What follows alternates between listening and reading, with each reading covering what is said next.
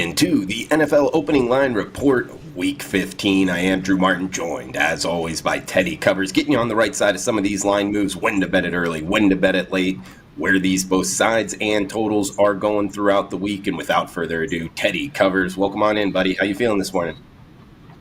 I'm doing good, Drew. We won again yesterday in the NFL. It's been a real good run since, the start of the season was a little bit slow. September wasn't what I normally do in September. But since then, I think 63%, counting every day, every play every day since the last week of September. So we're making money for the clients, and that's what we try to do. 2-1 yesterday. Frustrating. I felt like I should have gone 3-0, and I left out a couple of winners. I should have had Carolina yesterday. I just didn't have the guts to. And I'm supposed to have the guts to make that move. That being said, I can't complain. We won again. It's been a good run. It's been a good season. So there are complaints, Drew. There's always complaints on a Monday morning, but not so many that we can't overcome them. Hey, we've been doing this long enough, been in this industry long enough, Teddy. When you're frustrated after a winning day, you learn to take those towards the positive route of things. And we got the Monday nighter here just Amen. Quickly, Teddy. Cincinnati and Dallas. It is the Bengals -5. Total of 50 here. We've seen some over money, but Bengals laying -5 is what it is on the road here. Anything quickly? Bengals and Cowboys. Yeah, so I broke this game down on Wager Talk today. This morning, I broke it down on Bet on It last week. I have a client play on it, and you'll get it now for free because you're watching, and I've given it away on a bunch of shows already. I'm on Dallas plus the points here, and the market has moved towards Dallas. There were mostly 5.5s and 6s at the open. Now we're seeing 5 as a prevailing number. We've seen a ton of over money in this ballgame. And Cincinnati's been a dead nuts over team. I understand why we're seeing over money. That being said, this total opened as low as 44.5. If you're trying to bet over 50 right now, even with CeeDee Lamb back in the lineup for Dallas, it's hard to make a profit when you're getting 4 or 5 points, the worst of it. And that's what you're doing if you're playing the over in tonight's ballgame. All right, guys, the quick look at the Monday nighter, and we got opening line report style starting right now. Thursday, December 12th, kicking off the Week 15 card. It is the LA Rams, San Francisco 49ers, battle for California here. Teddy, -2 in the hook. That is the Niners as the home favorite. 48.5 being the total. Rams at Niners Thursday night football. And you know the drill if you watch this show every week. If you don't, and you're a first-time viewer of the NFL Opening Line Report, I give out 4 sets of numbers for every game. The first set is called the look-ahead line. These are some bettable numbers from last week. And a number of books put them out. I use the Westgate Superbook numbers. I don't use a consensus number on the look-ahead lines. I just use the Westgate Superbook openers. They've been good to me over the years, and I understand how their thought process thinks. So we'll have the look-ahead line. I'll give you my power rating number for these two teams. That's just Team A, Team B, home field. No situations factored into that. I'll give you the opener from last night, and I use a consensus opener. I track a whole bunch of different books and give what I consider the consensus opener. And then, of course, we'll talk about where the money has moved from the opener into Monday morning. So 4 sets of numbers for every game with the Rams and the 49ers. Look-ahead line, San Fran -3. Total 47. My powering number, San Fran 2.5. The markets open split last night, 2/2.5 and 48.5. The total, obviously, we saw over money for that game after the Rams' wild shootout against Buffalo. And what have we seen this morning? The 48.5s have held, and we're seeing 2.5s pretty much across the board. So same as my powering number, a little bit down from the look-ahead line for this one. And a lot of that's based on how good the Rams' offense looked yesterday. They went 11 for 15 on third downs, 1 for 1 on fourth downs, and didn't turn the ball over. So, they had the ball for more than 17 minutes more than Buffalo, ran 18 more plays than Buffalo, blocked a punt, got a touchdown off of that, and needed every bit of that just to survive the game. The defense was not good, to put it mildly. Sean McDermott's quote after the game, quote, "They did," meaning the Rams did, "a great job of controlling the line of scrimmage on both sides of the ball. Defensively and special teams neither were good enough to help us win this ball game." But it's worth noting a Rams team that at times this year has been pushed around a little bit at the line of scrimmage. Bill's head coach said, not yesterday, that didn't happen. San Francisco, well, how about a first half? Yardage in the first half against the Bears yesterday, 319-4. They were up 24-0 at the break. Brock Purdy was brilliant, 20 of 25, 325, 2 touchdowns, no picks.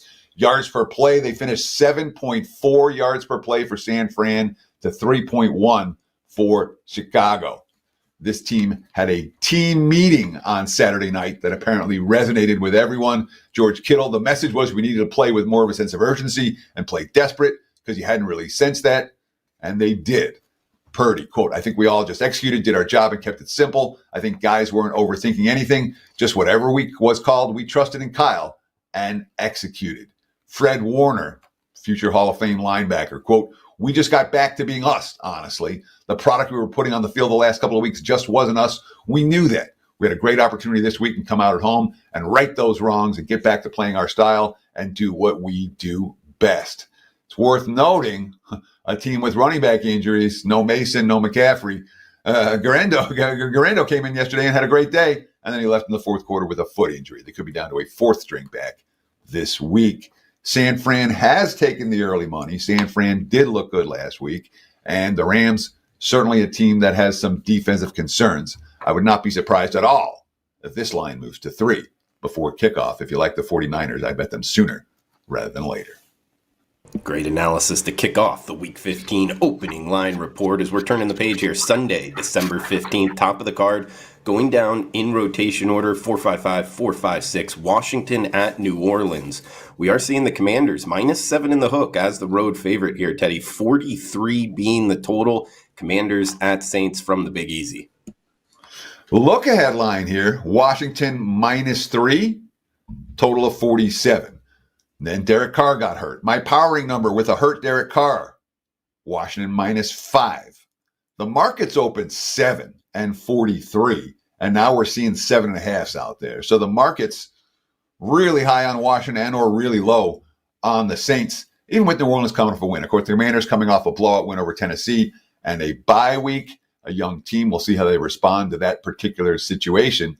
For the Saints, Derek Carr got hurt yesterday. Jake Haener came in late. I don't know if we're going to see Spencer Rattler behind QB next week. Rattler was inactive yesterday. But certainly for New Orleans, they found a way to get a win. And look, 4 games left. They're 2 games behind Tampa. They're 1 behind Atlanta. The Saints are thinking that they can make the postseason. You know, head coach Darren Rizzi, quote, it keeps us in the mix.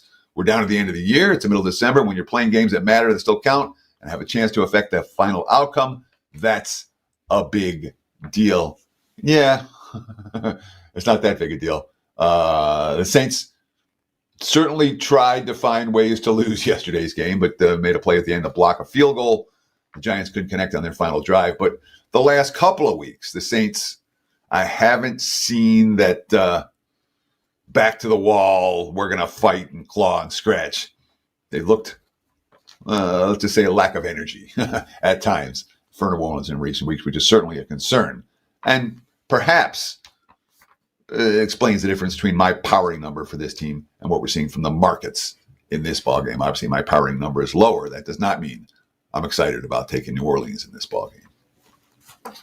Teddy, speaking of 2 teams in the mix, we get it here with the Miami Dolphins and the Houston Texans up next. Texans -3 flat, pretty much across the board as the home favorite, 47 being the total. Dolphins at Texans next game up. Look headline, Houston -2.5, 47. My powering number is a little bit shorter, came only Houston 1.5. The market's open 2 and 47 last night. We've seen nothing but Texans money since. The 2.5s are gone, and now it's 3 across the board. So there's been a wise guy move towards Houston off the openers for this one. Miami did a lot of things wrong yesterday. You know, they only went 1-9 on third downs, but they buckled down when the game was on the line. They really did. They went 2-2 on fourth downs. Tua after the game, he said he wasn't going to say what he wasn't going to repeat what he said in the huddle as they were down 23-15. Needed to make plays to get that game into OT.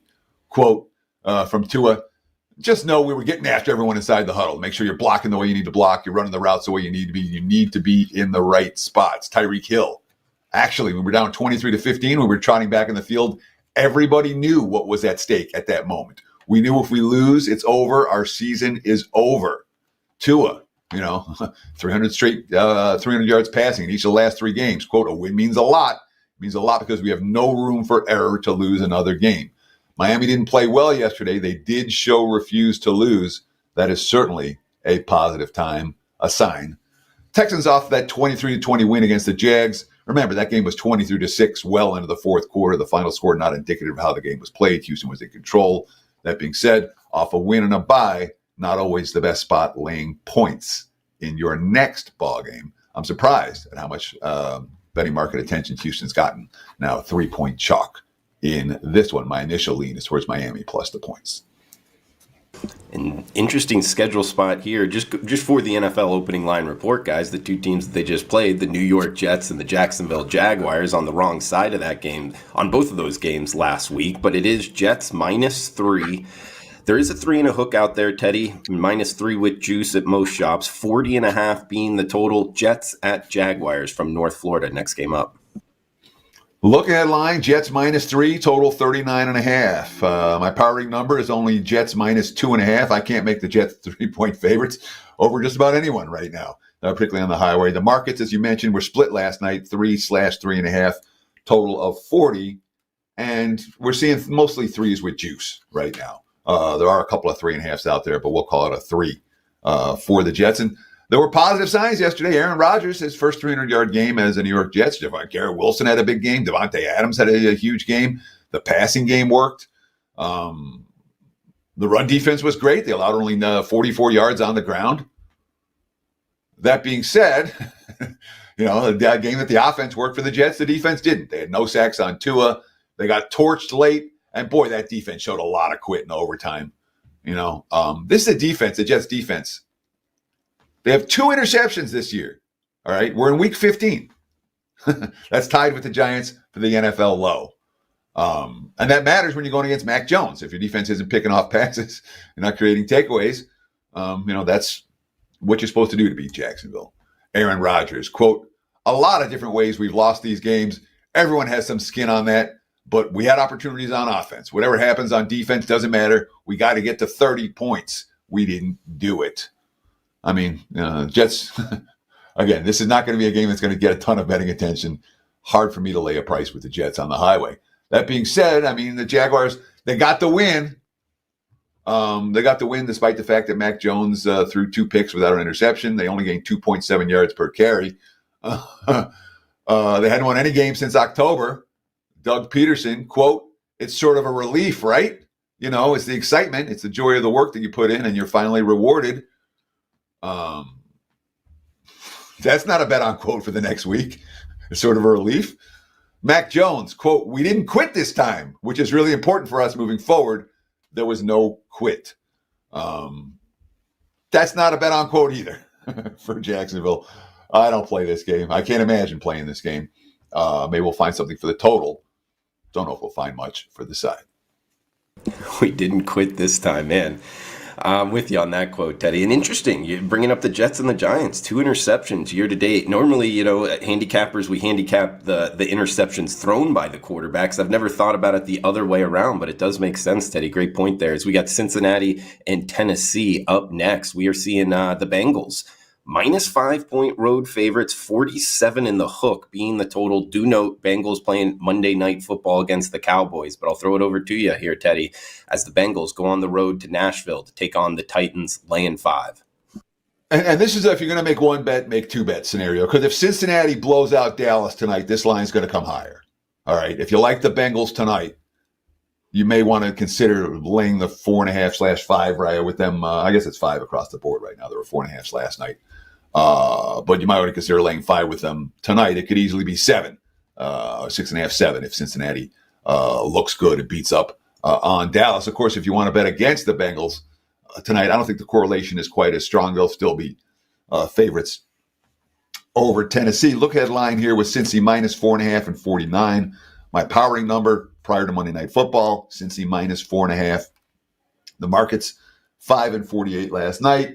And we're seeing 5 and 47.5 this morning. A little bit of under money has come in. And some of that has to do with Tennessee's anemic offensive showing yesterday. They ran the football. Tony Pollard, 21 for 102. Will Levis, no interceptions. And they scored 6 points. So that's a concern.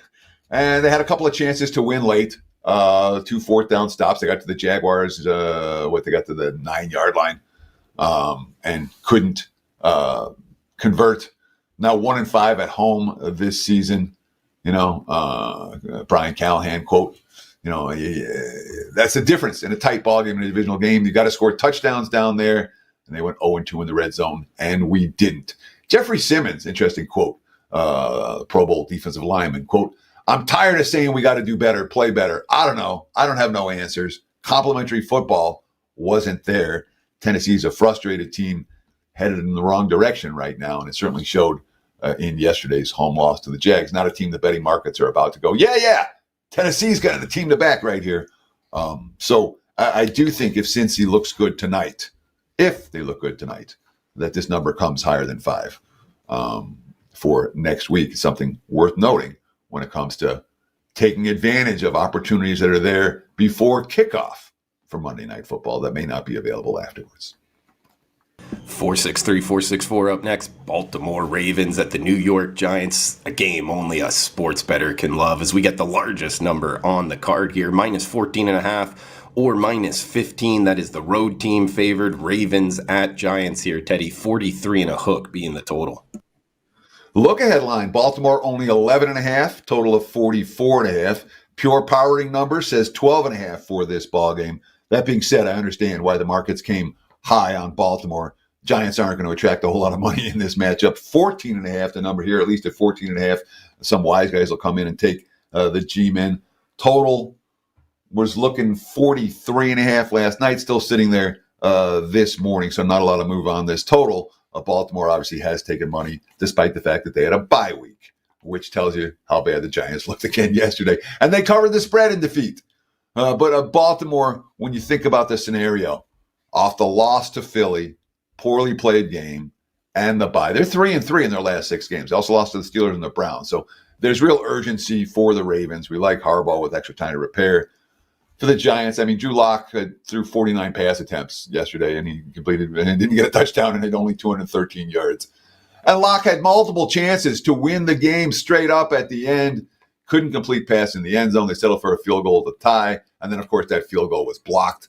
They've lost 8 straight games. That's one shy of the team record. Brian DeBall, who knows he's going to be gone at the end of the season, quote, I'm disappointed that we have 2 wins. The Giants, you talked about the lack of interception. The Giants got to 2 yesterday. when Trey Hawkins picked off Derek Carr in the third quarter of that ball game. Their second interception of the season.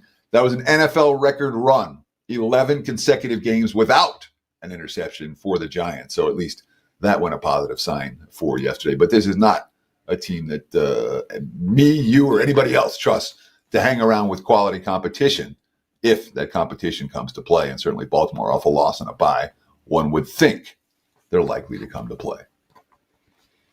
2 more early kicks here, 10 a.m. Pacific, as we got a bunch of afternoon kicks, and love the 2 Monday Night Football games this week. No buys either, guys. So fire away any questions in the comments below or the live chat. We'll try to answer them at the end of the show, as we got Kansas City and Cleveland up next here, Teddy. We are seeing KC -5.5 to as high as -6.5. I guess we could call consensus -6. There is more 5 and a hooks out there, guys, as we're talking Monday morning. 45 being the total. Chiefs at Browns. Next game up, TC. Yeah, the buys are over in the NFL. The last ones were this past weekend for the last 4 weeks of the regular season and into the playoffs. We will not have to discuss buys, teams off a bye, teams going into the bye, any of that again, because, again, that period of the season ended with this past weekend, and the games that are all the 6 teams that are coming out of buys this week, a couple of whom face off against one another. Kansas City and Cleveland. Look at line. Chiefs -5.5, total 45.5. My powering number for the game is KC 6. That's what we were seeing, 5.5, 6 last night. That's what we're seeing today, 5.5. I would say would be the prevailing number, total of 45. So the markets haven't really moved a whole lot on this ball game. And look, Kansas City's been lucky, okay? When you doink in a game-winning field goal and you're on your third string kicker to win the division, you're clearly getting some of the breaks. And, of course, the incredible thing, Kansas City is 15-0 in one-score games over the last 2 seasons, which is truly remarkable. And they can win this in a one-score games. They've had 3 different kickers make a game-winning field goal. Remember, Butker's hurt. No other team in NFL history has had more than one kicker to do so. And that game-winning field goal as time expired.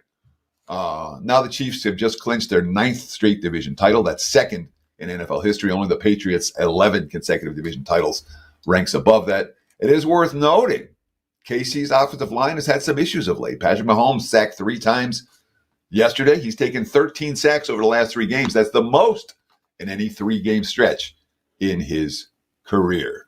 As for Cleveland, look, Jameis came back to earth a little bit yesterday after that crazy, I don't know, coming back to earth's the right thing. He didn't throw for almost 500 yards, I'll put it that way, against the Steelers defense. Only 5.2 yards per pass attempt, 2 interceptions, 3 sacks. Cleveland finished -2 in turnovers, and they scored a first-quarter touchdown, didn't score again until the game was 27-7 in the fourth quarter, garbage time. Dustin Hopkins, we talk about kickers. He missed 2 makeable field goals when the game was still in doubt. He leads the NFL 9 field goal misses this season. Quote, I need to find a good swing. The good swing has been tough to find this year. The Winston after the game. I don't believe the Pittsburgh Steelers beat the Cleveland Browns. I believe the Cleveland Browns beat the Cleveland Browns. Certainly, Cleveland's going to come to play. The effort's been there for Cleveland. I'm not, they're coming out there having fun.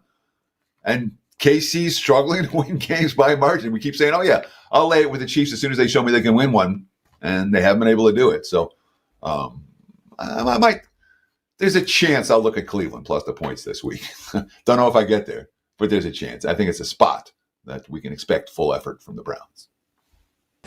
Coin in the chat box saying on a 7-game losing streak against the spread for the Chiefs. That's got to be the first time in NFL history a 12-1 team has dropped 7 ATS, Teddy. But just a wild stat there. Thanks for chiming in, Coin. We'll move down the list here at TC. We got Dallas at Carolina. I'll throw it over to you. Remembering the Patriots. The Patriots had the undefeated regular season, and they had a bye. And they came out of the bye. They won and covered. They were killing everyone. They came out of the bye. I think they had Buffalo on Monday night, and they beat them by 50 points. And the rest of the year, they ended up losing to the Giants in the Super Bowl. The rest of the year, I think they covered 1 point spread. They were winning games, but not covering the points between buys. That's one that just came to mind when you talk about teams that ever been done before. I think that Patriots team also, a lot of wins without covering over the back half of the campaign. Nice catch there, TC. Okay. Yeah, I remember that year. And it's rare. I remember too much. No, that's what we love about the show, my man. Taking the notes here, and it's for the information. Another interesting handicap here for sports bettors. It's the Dallas Cowboys, Carolina Panthers. Do note Cowboys playing Monday Night Football, but also note it's the Panthers, -1 point home favorites. This is the first time all season long Carolina's, well, at least right now, going off as the favorite. 43 being the total. Cowboys at Panthers. Next game up. Yeah, look ahead line, Dallas -2. My powering number, Dallas -1. The markets opened Carolina 1.5 and 43 last night. And basically we're seeing ones, mostly ones. There are some 1.5s out there. 42.5, 43, the prevailing total. So a little bit of under money, not a broad market move. But a little bit of under money for this one. And certainly we've seen the markets flip to Carolina. And we talked on the show last week about what a bad spot it was for the Eagles and how Philly may not be interested in all that game. And it was. That being said, Carolina still didn't find a way to pull out the upset. They had their chances. Xavier Legette open with the game-winning touchdown in his hands, and he drops it. That being said, the Panthers' offensive line held up versus the Eagles. And that, to me, was the only reason I didn't play the game, was I was afraid Carolina was just going to get blown up front, and it didn't work out that way at all. Carolina was able to. Juba Hubbard, 92 yards on the ground, 3.5 yards per carry, solid, only 1 sack on Bryce Young. Dave Canales, after another loss, quote, talking about the Legette drop. That's a big play we're counting on. He'll be the first one to tell you he's got to make that play. Bryce steps up, makes a beautiful throw in the situation. We had the coverage we wanted, all that. Those are the play we've just got to find a way to make for us to get back in the winning column. Of course, Dallas.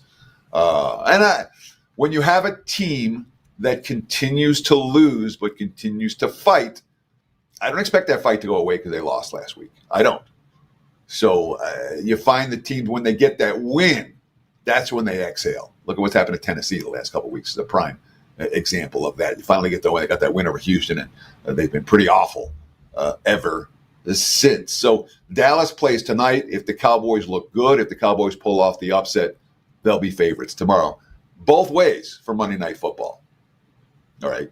If we talked about Cincinnati earlier, if you like Cincy tonight, you may want to play them twice. I think it's the same story for Dallas. If you like the Cowboys plus the points, I think Dallas is going to win this game or come close.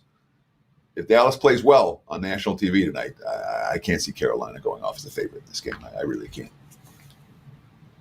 We got 5 afternoon kicks up next, guys. Starting here, 469, 470, Pittsburgh and Philadelphia battle for Pennsylvania, as it is the Eagles. -4 and a hook, -5 as the home favorite, 43 being the total here. Steelers at Eagles, TC. Yeah, before we talk about Pittsburgh and Philadelphia, I'm trying to figure out what the right point of the show is to give you guys some promo stuff, some good deals. I think between the early games and the late games, the right time to do it. So let me promote for a minute, because it's been a good NFL season. It's been a good overall all-sports run. The college hoops is red hot right now. The college football has been rock solid. It wasn't a great weekend, but it's been real good the last couple of weeks. And the NFL, we talked about it, 63% dating back to September and a long-term track record. You guys know that I live and die with this stuff. 2 promotions that we want to talk about. First, if I'm your guy, the TC365 is still up and available. It gives you every play, every day, every sport for a full year, 365 days. Just use promo code TC365 at checkout. That goes for $99 a month for the next 12 months. Again, a normally monthly price is $299. You get that for $99 a month, and there's nothing more to buy. There's no nonsense with it. If you want to get on board with me for the next year, let's partner up. TC365 at checkout. You can also take advantage of the December to Remember package. Again, normally $299 for a full month, down to $199 for December. That's going to get you all the bowls, all the NBA, all the college football, and obviously all the NFL all month long. No promo code needed to take advantage of that. December to Remember, just $199 at my page, wt.buzz/TC. Thank you for allowing me to promote. And most of all, we appreciate the likes. We appreciate the comments. Drew and I get in there every week and answer back as many comments as we can. Thank you for your support of the show. If you like this show, we'd love it if you buy a package. You don't have to buy a package. Tell your friends. That's all we ask. Thank you. Let's talk about Philadelphia and Pittsburgh right now. Well, look at line here. Eagles 5.5, 45.5. My power number only came 3 on this game. It really came 2.75. I have 2.5/3, which is like 3 even money, or 2.5 depending on which way you want to hook it. And the market's opened 4.5, 44 last night. Pittsburgh still not getting the betting market respect that I think they deserve, and that's been bet up. 4.5 up to 5. There are 5.5 starting to pop. We're looking at that free Wager Talk live odds screen for the Steelers. And look, they gained 4.3 yards per play. They only had 15 first downs, 267 total yards. Don't be fooled by the 27 points. That being said, George Pickens was on the sideline. They need Pickens to get that offensive clicking. He is their playmaking receiver. First game of his career that he missed. He had a groin injury. We would expect him to be back this week, but you don't know that for sure. Defense forced 3 turnovers. 14-year veteran, defensive tackle Cam Hayward. Quote, "We have a complete team." Mike Tomlin. That's what good teams do this time of year. Somebody makes a play, the other side of the ball backs it up. That's what we're trying to do. Tight end Pat Fryermuth talking about all the close games they've played. Why not test us before the playoffs? Get a feel. They're all playoff teams we're playing, so it'll be great. Pittsburgh certainly a team with some positive momentum right now, feeling pretty good about themselves, and a team that has overachieved to the point spread in a real way. For Philly, look, they didn't give up. They didn't turn the ball over yesterday. They held Carolina to 4.4 yards per play. The defense showed up. Saquon Barkley, another 100-yard game. He has now set the Eagles' all-time franchise record for rushing yards in a season, and they still have 4 games to go. And yet, life and death to win the game. What's going on? The passing game's not working at all. Jalen Hurts, just 108 passing yards, sacked 4 times. All right. But Hurts, everybody has a reason to want more. I play my role in how we execute, but unfortunately, it's about what position we put ourselves in. It's not my choice. Nick Sirianni, I think it's fair that the questions are about our pass game right now. Kellen Moore's offense isn't clicking, despite the fact that they were able to run the football basically at will against everyone. I don't know if they'll be able to run the ball at will against Pittsburgh. So they're going to have to throw the football around. Jalen Hurts, quote, let the dissatisfaction fuel you for more. It's always a fair place to be. So we know there's more out there for us. And we're in pursuit of trying to find it. Again, my number comes shorter than the market number on this, but I've been off. My market number's been off on Pittsburgh all year, and it's making me money. So I'm not adjusting my Steelers power rating down. All the quotes, all the results coming out of Pittsburgh right now are legitimately positive. Like it, Teddy. Good matchup there, guys, in the state of Pennsylvania. We'll head to the state of Michigan for another good one, possible Super Bowl matchup preview here. Buffalo Bills, Detroit Lions. We're seeing the Lions, Teddy, -2. There is a 1 and a hook out there. 54 being the total Bills at Lions from the Motor City. So I could care less who wins the Super Bowl. I'm a fan of no team. That being said, from a tortured fan base standpoint, I'd love to see Buffalo play Detroit. If it came to the big game, and both teams are certainly capable of getting there. Look ahead line. Detroit -2.5, 51.5. My powering number, Detroit -3. The market's open 2.5 last night and 53.5. We've seen over money up to 54/54.5, a little bit of over money there. And we've seen some Bills money in that ballgame. Now, Josh Allen, I thought he clinched the MVP 2 weeks ago. He might have clinched it against Kansas City, and then he had the game where he caught the pass, caught the touchdown, receiving touchdown, the rushing touchdown, and the passing touchdown. And then yesterday, I think the first player in NFL history, or the second player, it was Otto Graham, I think it was, someone from back in like the 50s. 3 touchdowns passing, 3 touchdowns running in the same game. No sacks, no interceptions. Josh Allen was as good as any player in football yesterday. It was unbelievable. They only ran, James Cook ran for 20 yards, 6 carries for 20 yards. And he had 82 yards, Josh Allen did, on the ground in that game. Sean McVay, after the 44-42 Rams victory, quote, Josh Allen is an alien. Some of the stuff he can do, the things he can create, we knew he was capable of that. He's shown that. That's why he's as well-respected and well-regarded in this league as he is.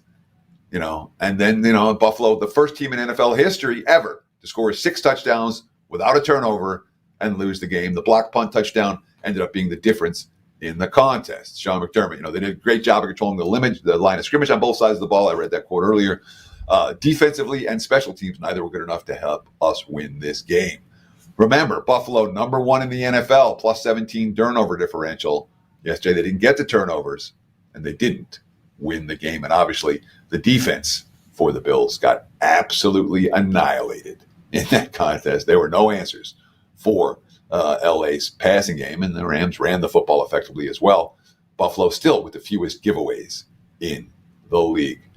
The Lions, man, when you look at some of the first down numbers for the Lions when it comes to ball control and just grinding out clock and grinding out yards, they're +10 first downs every week. They were +20, +30. We've seen some incredible first down differentials. Even the game against Green Bay, they're 27 first downs compared to only 17 allowed. This team converts on third down, and they convert on fourth down as well. They went for it on that late fourth down. Dan Campbell, this will be one of those you never forget. I just felt like we needed to end it on offense. I did not want to give the ball back, and I believe we could convert. I trust the O-line. I trust David. I don't know which David it was. Maybe it was Montgomery. He trusts David. I forget who got the carry for that. Detroit now a franchise record, 11th straight victory, including 2 against the Packers. They beat Minnesota as well. So certainly it's a Lions team difficult to stand in front of. That being said, the defensive injuries for Detroit are a real concern. The defensive ineffectiveness for Buffalo yesterday was a real concern. And the Bills couldn't win a game where they didn't win the turnover battle. I'm not shocked at all. We've seen over money for this one. Where do the stops come from? In a game where both teams have shown a lot of refuse to lose. I'll give the Bills credit. Yesterday they could have laid down. The Rams smacked them, and they smacked them, and they smacked them again. And even in what should have been a flat spot coming off, we just won the division. The Bills, the hunger was there, and I'm sure it'll be there this week as well. Great game, a lot of fun. And again, if you like the over, bet it right now because under money is not. I don't see it on the horizon. Yeah, good point there, Teddy, as it's 54, ticking up to 54 and a hook right now. And to your point, I mean, it's amazing what a good running game and an accurate quarterback can do for your first down totals. As we'll move down the list here, 473, 474, Indianapolis Colts and the Denver Broncos.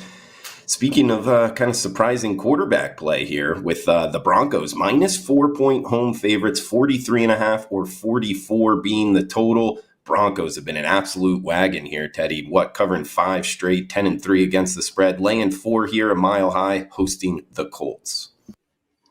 Yeah, I apologize. I wrote down a wrong number here, and I don't know how to fix it. So let me just start here. Look headline was Denver 5.5, 43.5. My power rating was 4.5. I don't have the openers from last night. I must have written down the game ahead of it. I'm like 2.5. Oh, gosh. So I apologize. But right now, we're looking at 4 and 46.5. And for me to recreate that, I'd have to go back and look at where all the lines were at all these different books last night. And I can't do that live on air. So I apologize. I don't have what the number was properly at the open. Right now, it is sitting at 4/43.5. There are a couple of 44s out there. And this is a nothing game to talk about. The Colts are off a 25-24 win against the Pats in a bye week. The Broncos are off that crazy Monday night game with the 2 pick sixes and beating the Browns in a bye week. Both teams, there's enormous urgency. Denver right now in the 7th seed in the AFC. Indy wants that 7th seed. So it's certainly the type of game where one would expect, this is a max intensity game for both squads, both teams rested and ready. I would not be shocked. No, we're not going to. I feel like you want to take points in this game, and yet Denver's made everybody money who's backed them all season. So I'm not convinced that, and Denver's got the better defense. So I'm not convinced that we're going to see Indy money between now and kickoff. But it wouldn't shock me. I basically, I don't know where the line's going to move this on this game. I really don't. So in terms of urgency, again, look ahead was 5.5. We're 4 here based off of nothing. Both teams didn't play on Sunday. So it showed me that there is at least some market support out there for Indy in a must-win spot for the Colts. 475, 476 up next. Tampa Bay Buccaneers at the LA Chargers. We're seeing Chargers -3 at most shops. There is 2.5 with juice available as we're talking Monday morning. 46 and a hook being the total. Bucks at Chargers from Southern California here at DC. Look at headline LA -3.5, 46.5. My powering number only 2 for the Chargers. There wasn't really a look headline on this game last night because the Chargers were playing the Chiefs. And this morning, what are we seeing? As you mentioned, it's mostly 3s out there for LA. Total 46.5, the prevailing number, which is pretty close to what we were talking about on the look ahead. It was 3.5 to look ahead. But it's a Chargers team that the last 3 losses, they've all been tied or ahead in the fourth quarter. They lost by 7 points to the Ravens. They lost by 2 to Arizona on a last-second field goal. They lost by 2 to the Chiefs on a doinked-in field goal yesterday. So they've been in every game. All right, they didn't have Ladd McConkey yesterday, and the passing game still worked. Justin Herbert, 21 of 30, 213, 1 touchdown, no picks. But when you play, you get shut out for a half, and that again, it was the same story last week where the offense didn't do anything. They get 2 first downs after halftime. There's lots of these stretches for the Chargers where the offense just doesn't work. Herbert, quote, "We didn't make enough plays in the first half. We didn't execute the way we wanted to. Pass game, run game, we weren't moving the ball well. That's on us. I praise the guys for staying in there, staying patient, and making plays in the second half." But we've certainly seen this Chargers offense been very, very hit or miss. And when it's not clicking, it can get ugly.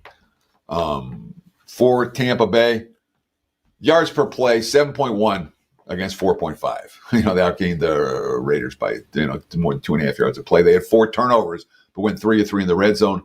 Back over 500, a 4th straight NFC South title now within reach. The running game, and of all the teams in the league, when we look at Tampa's running game from like September to where they are now, I don't think any team's improved more.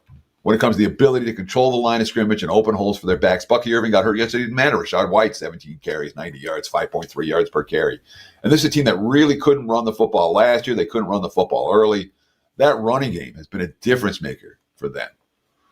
So Tampa, who's bounced back 3-game winning streak, now they're at the top of the division. Todd Bowles, quote, "It's one thing getting to first place, a whole other thing staying there. We got 4 games left. It's going to be a battle all the way through. We have to come ready every week." Baker Mayfield doesn't have to be pretty, and yesterday's game wasn't.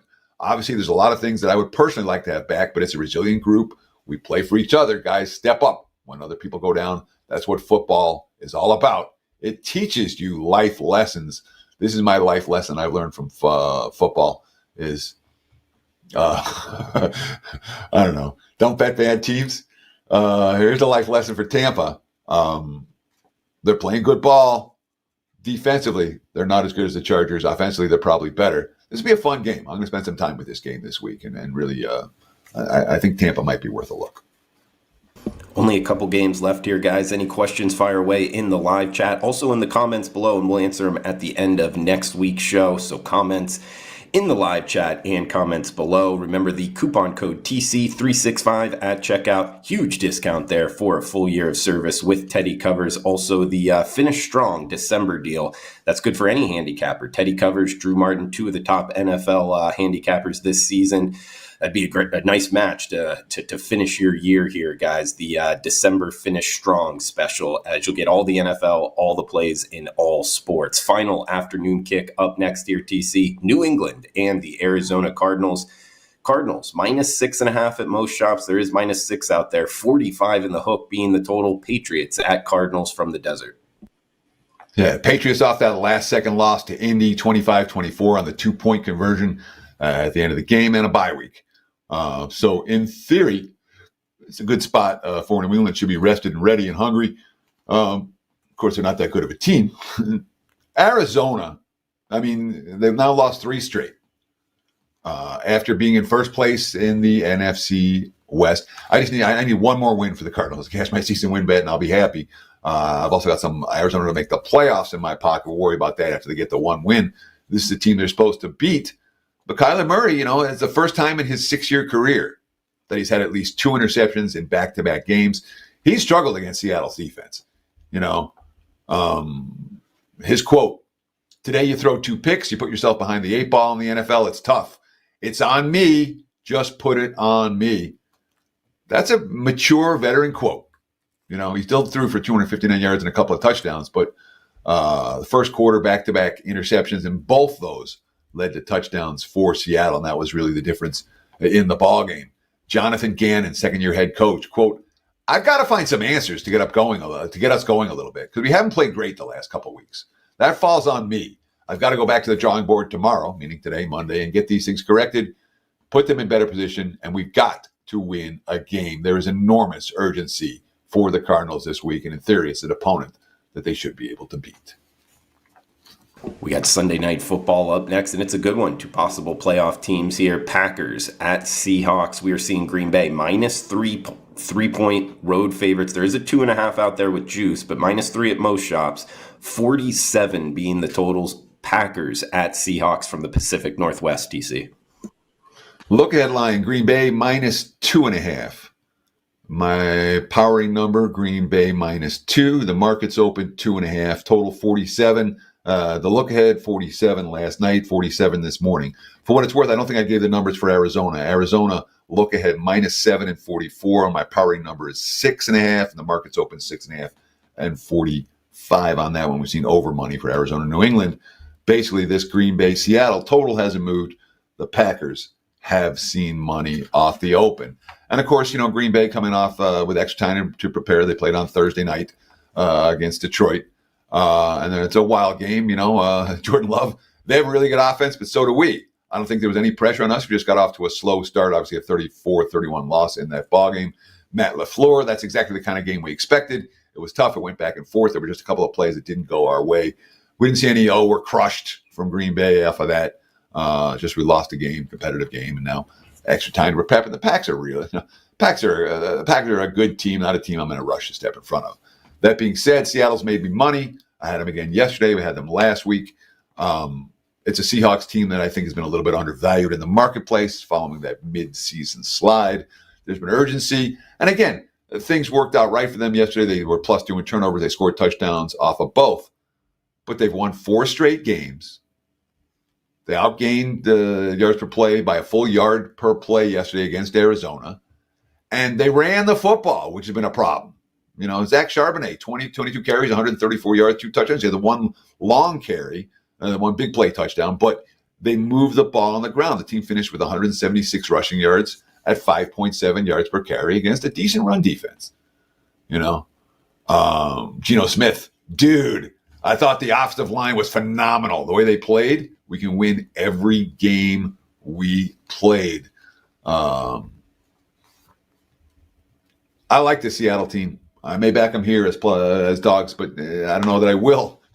Green Bay's not a team I'm in any rush to step in front of, but Seahawks have been making me money, and I think there's something of an undervalued commodity still in the betting marketplace. Obviously, my number for this game is only 2 in the markets, all the way up to 3, and even though it's only 1 point, the number of 3 matters a lot when it comes to the NFL. Absolutely. Key number there of 3, 2.5. We get Chicago and Minnesota as we flip the script here to Monday, December 16th. We get 2 Monday nighters, guys. Not sure why the NFL is putting them up against each other, but hey, at least we got 2 games. Vikings, -6.5, -7 is out there. 43 and a hook or 44 being the total NFC North division battle here with the Bears at the Vikings, Teddy. Yeah, and thought process-wise, I have no idea what the NFL is thinking running 2 games against each other on Monday night. Neither one maybe is the marquee matchup that they want. I don't know. Look ahead line here, Minnesota -5.5, total of 42. My powering number, Minnesota -9. Markets open 7, 43.5. And down to 6 this morning, 6.5, I should say, this morning. Some 44s are popping. So a little bit of Bears money, a little bit of over money. So the last 2 weeks, all right, first the Bears played the Lions, and they were outgained by more than 200 yards in the first half of that game on Thanksgiving. But their defense held in the red zone, and they were still in the game, and they made a second half run and made things interesting. So outgained by 200 yards before halftime against Detroit. So this last week, what happens against San Francisco? Outgained 319-4. This time the defense gave up touchdowns. They're down 24-0. There's no comeback this time. Caleb Williams sacked 7 times. Yards per play, 3.1 for the Bears, 7.4 for the Niners. That's embarrassing. 7th straight loss. Caleb Williams. We got our butt kicked today.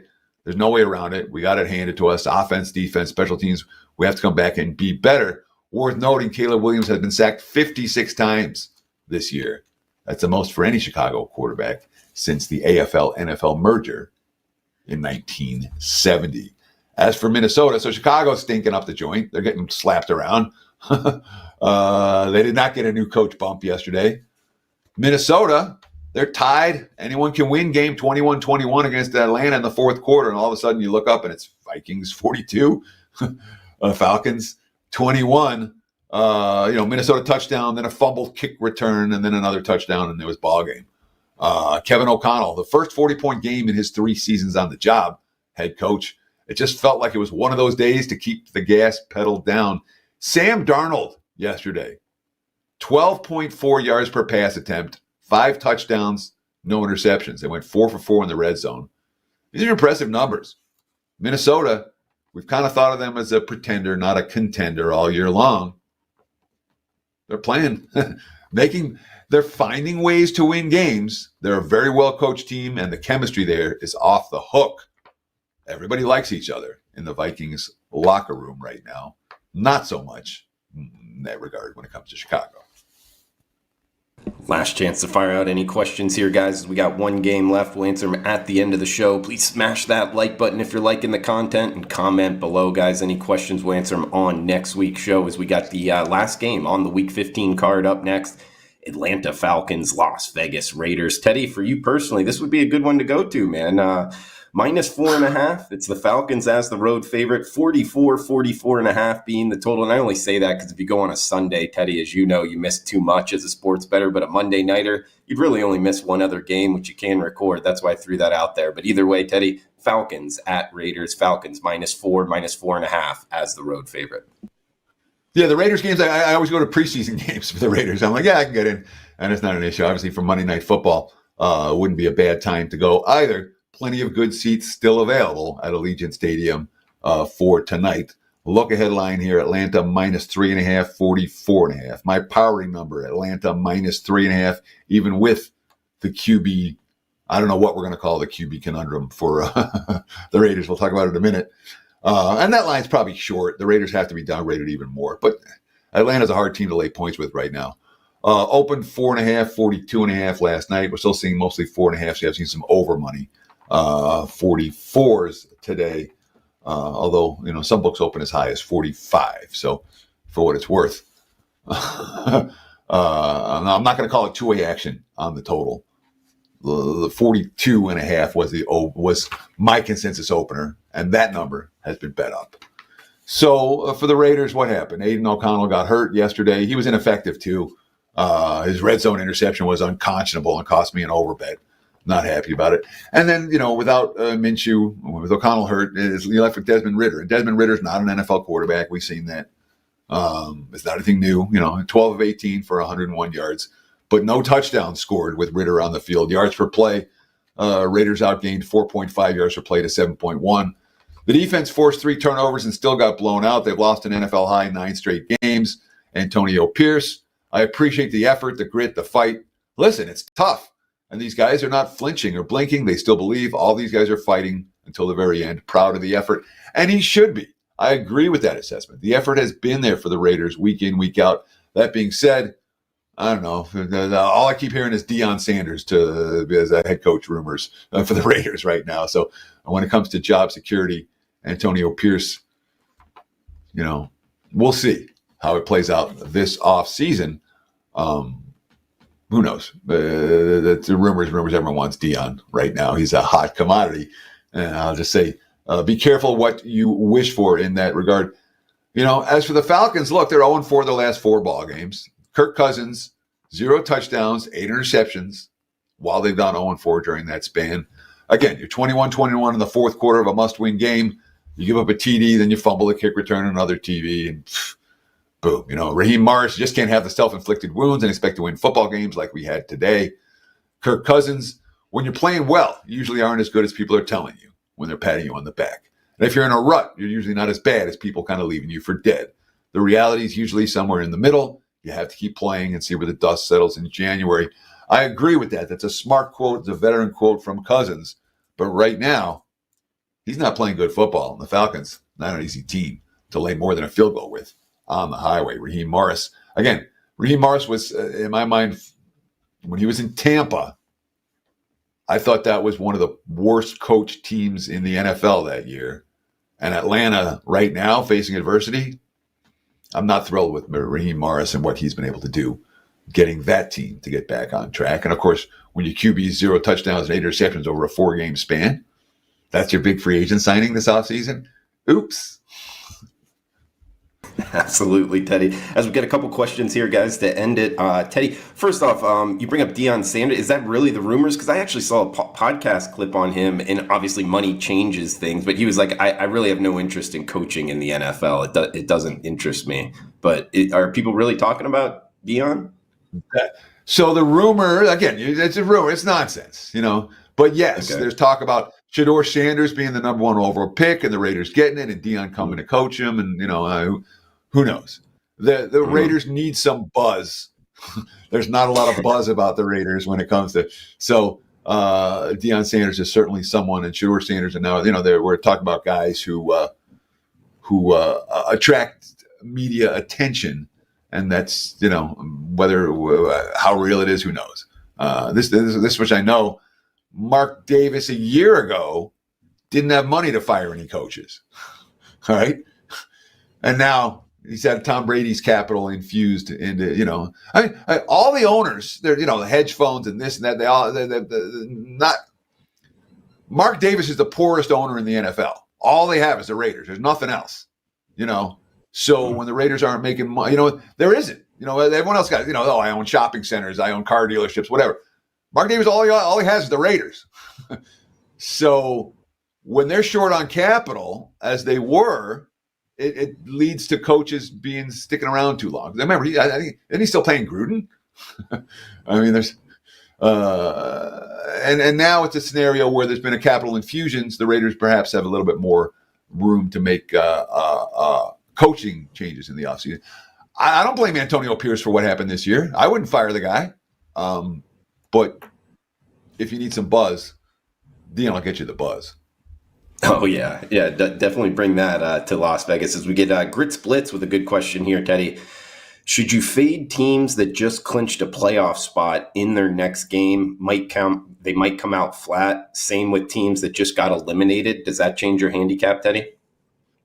The elimination part, not at all. In fact, on Bet On It this week, I'm going to talk about how the teams that have just been eliminated are often good bets. They have nothing to play for. They have nothing to play for. Who covered yesterday that had nothing to play for? The Giants, the Panthers. I'm just going down the list. The Jags have nothing to play for. They won and covered yesterday. The Browns didn't, but it wasn't like they didn't show up for the game. The Raiders showed up for their game. So it's the nothing to play for argument to me is something nonsensical. What was the first part of that question, though? I wanted to relate to that because that was something that made sense to me.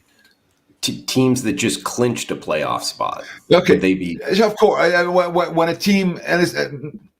team clinches a division real early, that could be a bet against. And I thought that from the Buffalo standpoint, where they'd fought tooth and nail and clinched that division early, and now you have to fly out to the West Coast. You have Detroit on deck. I thought it was a terrible spot for the Bills, and in some ways it was. KC just clinched yesterday division. But then again, you can bet against KC every week. You make money. But in general, yes, after you clinch a division early, you tend to be a little bit flat the next week. And we've certainly seen some of that. But it's not an auto bet. You want to read the quotes. You want to pay attention. And it's different clinching week 14, week 15 versus, because you still have a bunch of football to play, versus, let's say, a week 17 clinch in which week 18 might be a real no-show game. That makes sense, Teddy. And I guess a couple questions here. College football, Indiana, Notre Dame, SMU, Penn State, Clemson, Texas, Tennessee, Ohio State.